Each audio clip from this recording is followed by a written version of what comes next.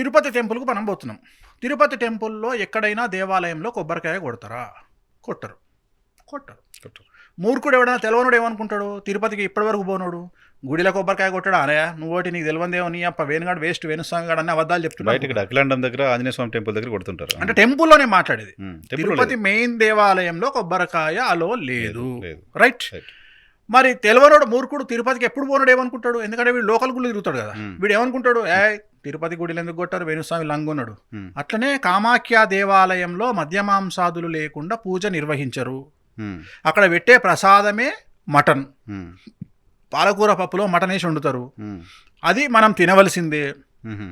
సత్యనారాయణ స్వామి వ్రతంలో సత్యనారాయణ స్వామి ప్రసాదం ఎట్లుంటుందో, ఆ కథలో ప్రసాదం వాల్యూ ఎట్లా చెప్తారో, కామాఖ్య దేవాలయంలో మనం ఖచ్చితంగా పూజ చేసుకున్న తర్వాత దాన్ని భోగము అంటారు. భోగము అంటే నైవేద్యము అని అర్థం. అది వంటశాలలో, అమ్మవారి వంటశాలలో చేసి పాలకూర పప్పులో మటనేసి వండి అక్కడనే మనకు విస్తరేసి పంక్తి భోజనం పెడతారు గుళ్ళో. మరి ఇక నువ్వు మటను మాంసము లేకుండా నీకు ఇచ్చే ప్రసాదమే మందాడ. పూజ చేసిన తర్వాత మందు బాటిలే మనకు ప్రసాదం. అమ్మవారికి పెట్టిన అంద నుండి ఒక 200 ml 300 ml వాడతారు అమ్మవారికి, మిగిలింది మనకు రిటర్న్ ఇస్తారు. అది ఇక్కడ నుండి పోరాడు ఏం చేస్తాడు? నేరే ఘోరంగా గుడిలో మటన్ పెడతారా, ఈ వేణుగాడు అంతా అబద్ధాలు చెప్తున్న వేణుస్వామి ఓ యూట్యూబ్లో టక్కున ఒక తమ్మునేలు పెట్టి వేణుస్వామి చేసేటి అన్ని లంగ పూజలు దొంగ పూజలు అని పెట్టి పెట్టేస్తాడు. ఆడానికి పోతే అంతే తెలుస్తుంది. అట్లనే ప్రతిదీ ఎంక్వైరీ చేయాలి.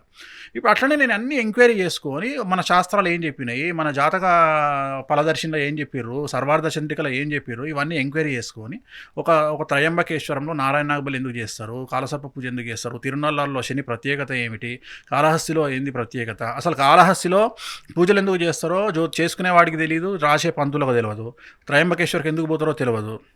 త్రయంబకేశ్వర్లో బ్రహ్మ క్షేత్రపాలకుడు, మన తలరాత రాసేది బ్రహ్మ, మార్చేది బ్రహ్మ, కాబట్టి అక్కడికి పంపిస్తాము. అట్లనే కామాఖ్యకి ఎందుకు పోతాము? కామాఖ్యలో 10 రకాల వస్తువులు పొందడానికి పోతాము. కామాఖ్య అంటే కామిని రూపంలో ఉన్నటువంటి అమ్మవారు. కామము అంటే చాలామంది సెక్స్ అనుకుంటారు, కామము అంటే కోరిక. సో కోరికను తీర్చే అమ్మవారు, 10 రకాల కోరికలను తీర్చే అమ్మవారు. దాంట్లో రాజయోగం ఉంటుంది. రాజయోగం అంటే సీఎం పదవి కావచ్చు, మినిస్టర్ కావచ్చు, ఎమ్మెల్యే కావచ్చు. అందుకనే కేసీఆర్ గారు రాజశ్యామల చేస్తారు. రాజశ్యామల రాజమాతంగి అంటే ఒకటే. సో బగాలముకి శత్రువుల మీద జయం కోసము, సో వశీకరణం కోసం చిన్నమస్తా తార, సో కాళీ, సో ధూమావతి, సో భువనేశ్వరి. ఒక్కొక్క సినిమా ఇండస్ట్రీలో టాప్ కావాలి అంటే బగాలముకి. సో ఒక్కొక్క అమ్మవారు ఒక్కొక్క కటాక్షాన్ని ఇస్తుంది. సో ఇవన్నీ నాన్ వెజ్ లేకుండా, లిక్కర్ లేకుండా, చేప లేకుండా పూజ చేస్తే ఫలించదు. సో ఇవి పెట్టాల్సిందే ఇవన్నీ.